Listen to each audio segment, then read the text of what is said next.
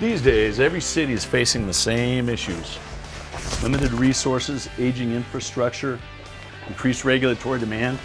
Leveraging technology and making the most efficient use of all available resources is the only way these cities can survive in these tough economic and regulatory times. I'm Mike Collins.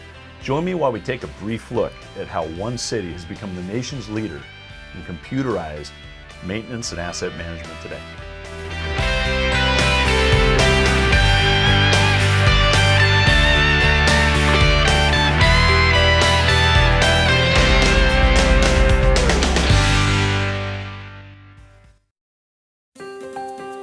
Located 50 miles east of San Francisco, the city of Pleasanton is 24 square miles of some of the best quality of life around. The town is considered to be one of the best-run municipal governments in the state today. Everything from water delivery to facility maintenance is carefully administrated to control costs, minimize downtime, and keep customer service at an all-time high. The 68,000 residents probably have no idea that behind all the town's beauty and comfort, there lies a state-of-the-art computer maintenance management system, and it's working tirelessly to assure the quality of life stays at the highest level possible. Computerized maintenance management system like the one that we use is a very broad encompassing software. We can do everything from budgeting to asset management, asset depreciation, tracking historical costs, compiling preventative maintenance schedules, and then all the hard costs of what it actually cost us to do that. The CMMS software allows us to use the historical database to project the most likely demand on resources in the future, and then at the same time allows us to proportionally apply the labor required to meet that demand. You know, with all the new regulatory reporting that's required, it's easy for a city to get bogged down, spending countless hours compiling reports and collecting information. Take a look at how computerized maintenance management has helped us with this tedious task.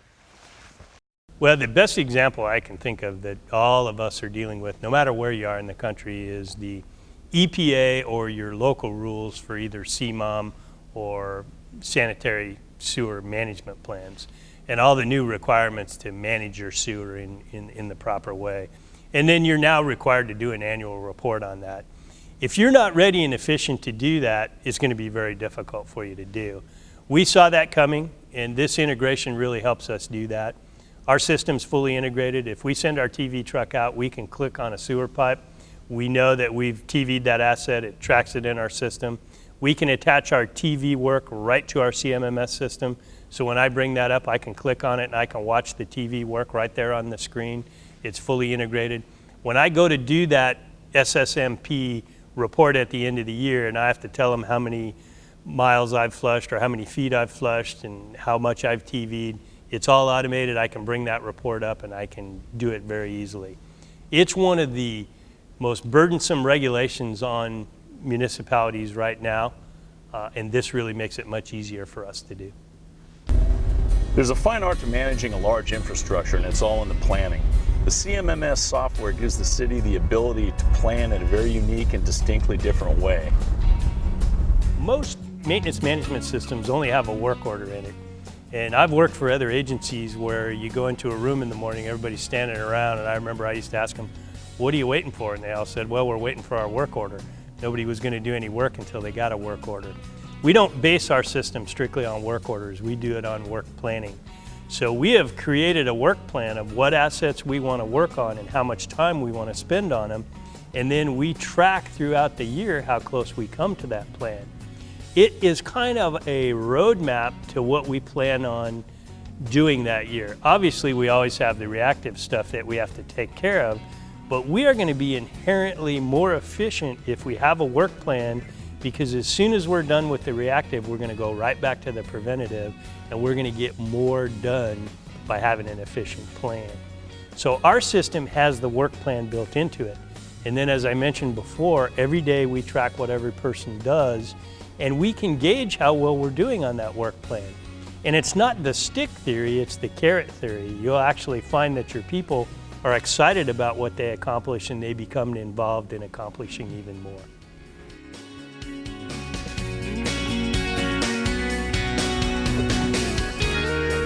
The heart of the city's computerized maintenance management system, and what really sets it apart from all others, is its solid integration with GIS.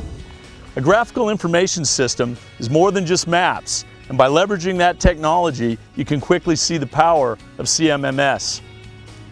We've spent the last 8 years integrating our geographical information system with our computerized maintenance management system so that it's easier and faster to manage those assets and have the information we need to make good decisions on when to replace them and how much money to spend on them.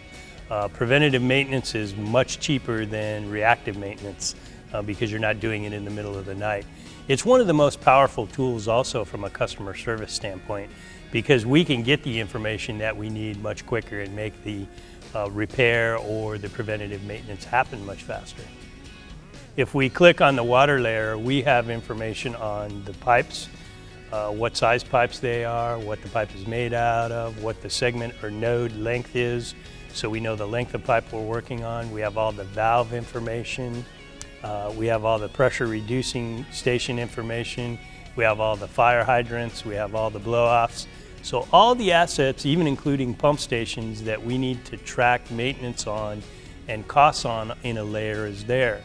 If you move to the sewer side, we have the sewer pump stations, sewer manholes, sewer pipes, the same as we did on the water side, and a complete list of information there. In storm drain, we have pipes, drain inlets, all of that we can track regulatory and costs as well.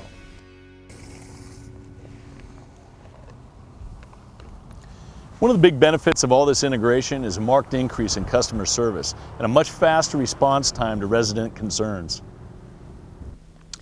Streetlights are something we all deal with. You know, we have 6,500 streetlights in Pleasanton, I believe, is roughly the number. And when a resident calls you and they go, "I'd like to get my streetlight fixed," you know, the first problem is, what streetlight are you talking about? You know, there might be 2 or 3 on their block. So in the old days, again, we would have to send someone out there to find out the pole number and collect the information. And then you weren't sure if it was the right streetlight because during the day the streetlight's not on, so you don't know if that was the one that was broken. Now when that resident calls, we bring up that GIS layer and we can look at those streetlights. But then we have the orthophotography, which is the satellite view of what they actually see, and we can impose their house. So we can actually be talking to them on the phone and looking at, if they were standing at their front door looking out to the right where the streetlight is, then we can click on that streetlight and we can create the work order. While they're doing that, we use a contractor to do the repair on our streetlights. We can email, because the system is completely email compatible, that work order to our contractor. So while we're talking to the resident and we can specifically identify what that is with this powerful tool, we've completed a process that used to take us a number of days while we're talking to them on the telephone. Much more efficient way to do business, much better customer service. It's one of the best examples I can give you of why these systems are so powerful and so important for municipalities to use. The power of the CMMS program lies in the flexibility it gives to the user to add just about anything to the system and to track it in a number of useful ways. One of the biggest issues city governments are dealing with these days is ADA. The current element that we're adding to our system right now are ADA ramps. And every city in the country, because of the American Disabilities Act, is dealing with this. And all of the curb ramps that you have to have, and the regulations have changed, need to be updated by law.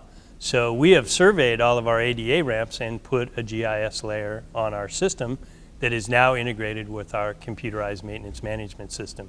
Then we surveyed all those ADA ramps so we know what needs to be done to them, whether they need to be replaced or they just need to have detectable warnings added to them, or whatever repairs might need to be done if the lip is too high for the wheelchair. And they're all color coded. So as we methodically go around the city with the amount of money that we have and we try to upgrade those, again, we can plan much better. It's all computerized. We know what's there. We know what we have to do when we go there. Then we can track it. So if we do have a lawsuit or we have to report out to our ADA committee, we have the information of exactly how many ramps we've done and what the upgrades were and how much money we've spent. It's something every city deals with. It's very hard to get your hands around. It's one of the greatest things we've done lately, and we're really excited about having that because it's going to make it a lot easier for us. We're going to get a lot more done with the amount of money we have to spend. Supervisory control and data acquisition, or SCADA, is a familiar term to most municipal agencies, but it can be so much more when the technology is leveraged in a creative way.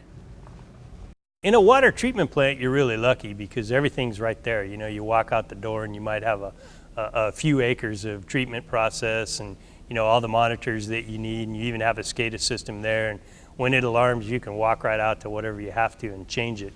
Well, you know, we have 31 pump stations throughout the city, and we have a SCADA system that remotely monitors all of those. We have turnouts where we receive our treated water, and we have full automation in those turnouts. We monitor 24/7 fluoride, total chlorine, and free chlorine. It's given us eyes to see exactly the water quality that we get from our wholesaler. It also tells us how safe the water is, because in the middle of the night, if the fluoride range goes out or the chlorine range goes out, it pages our operator 24 hours a day and they're able to go out there. That's not that unusual to have them in water treatment plants, but to have that kind of technology built throughout our treatment system, there was an infrastructure cost, but the water quality and the confidence of what we do in providing safe water is unmatched in any distribution system. In operating a big distribution system like ours, where we have multiple storage tanks, we have 3 8 million gallon tanks, we have a whole bunch of million-gallon tanks, and then smaller ones, there's a real art to bringing water into a system. You can't just fill the tanks up and leave them that way because the water goes stale, then you have water quality problems and it causes you all kinds of issues. There's a real art to managing that system to fill those tanks up, turn them over, keep the water fresh, keep that water quality up, and have the least cost possible to manage that asset. Our staff has integrated a user-definable field where the operator can put in the information, which you'll see on the graph, where the system will help him operate it so it rolls it, and all he has to do is try to interpolate it. It's really easy to teach one person that, but when you have 22 operators that work in your system, you need to build something that they can all do it and be successful. Our system is very unique. I've never seen a SCADA system that was built the way we do, where you can do that. We have reported all of our reporting information directly to the Department of Health, because added to our SCADA system that we build and developed is something called LIMS, which is Laboratory Information Management System. So all the required tests for chlorine and fluoride and all the other things we have to do are done automatically and reported. Then we're only required to calibrate those systems on a weekly basis to make sure the readings are good that we're reporting. It's a big step for a distribution system to do that, and that's how we've leveraged that technology. As you can see, the City of Pleasanton, through a creative use of software and forward thinking, has leveraged technology to take full advantage of all the power a computerized maintenance management system has to offer. When we made the investment, and our mayor, council, and city manager have supported that, we wanted to build it from the bottom up with the staff. So when we hired a consultant, we actually had the consultant oversee our people building the system, so they took ownership of it. Then they know how to use it, and they train themselves to use it. It's much more powerful that way. That's how you leverage that technology to make it more efficient. So it's not just having a tool that looks good, it's figuring out business processes that make it much quicker for us to do the same amount of work. The savings in time and money is real, but the cost versus benefit is almost immeasurable. And the flexibility it allows to be able to deal with today's requirements while still looking forward to the future is what really sets this technology apart from all the others. I'm Mike Collins, and thank you for taking a brief look at how one city has leveraged technology to become the leader in the industry. We'll see you again soon.